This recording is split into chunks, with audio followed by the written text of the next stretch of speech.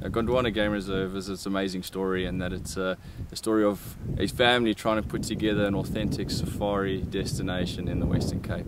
At university I was supposed to have been working, and I was researching how to find land, buy land, so this has just been an absolute passion of mine forever. We put sort of our mix of skills together, my marketing background together with Mark's wildlife background, and somehow by hook or by crook made it happen.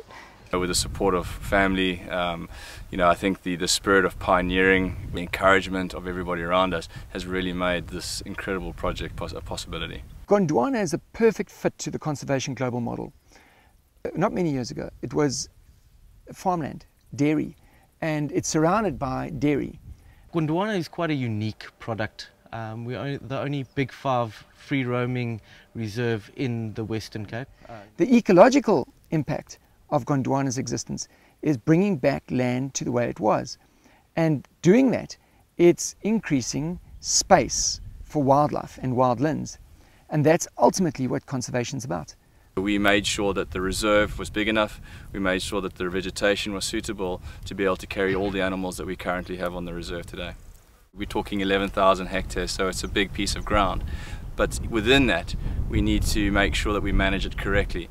Everything that we embarked on from the start was to make sure that nothing was in camps, nothing that was forced to be there or had to be fed to be there. It would be able to look after itself, it would be able to fend for itself and live a natural existence. There is huge conservation value within the reserve, and there's even bigger conservation value outside of the reserve. We've got an obligation to the community and our surroundings. The social impact of Gondwana's existence in this area, it's huge, it's massive. When we first came here, there was 4 families living here and 4 men who worked on Gondwana and were really cattle and sheep herders, and they worked the land, they mended fences, they fixed roads, and so we started with them. But now we have over 60 people living on site, many of them from Herbertsdale, probably 50%. That's the beauty of a hotel, the beauty and the beast. It requires a lot of people, but we can employ a lot of people for it, which is great. We have a lot of empowerment programs, and because we do have a lot of different departments, people have found their passions, and where possible we really try to encourage that. Got quite involved with they call it the LAR school, which is a small primary school in Herbertsdale, and we've just stayed close to them. So we've done lots of things where we can, sponsored rugby tournaments, built them a new playground, and many of their students have come through now to work at Gondwana.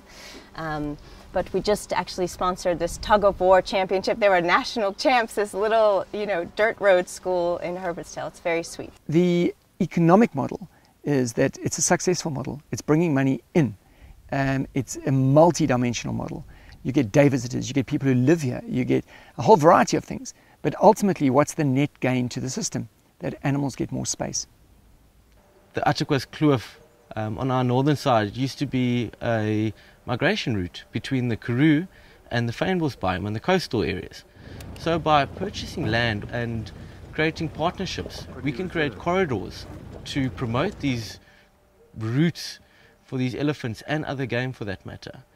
We've embarked on a project together with Conservation Global, in that they are a perfect organisation to be part of Gondwana's expansion program.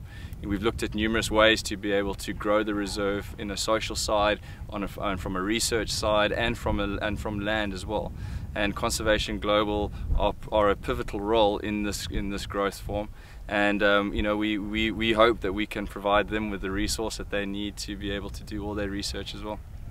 We definitely aren't at the finish line. I don't think we'll ever be at the finish line, because there's always something on the horizon to do. But I really believe that we are where we want to be at this stage, for both the animals and for the guests that are enjoying the experience with them.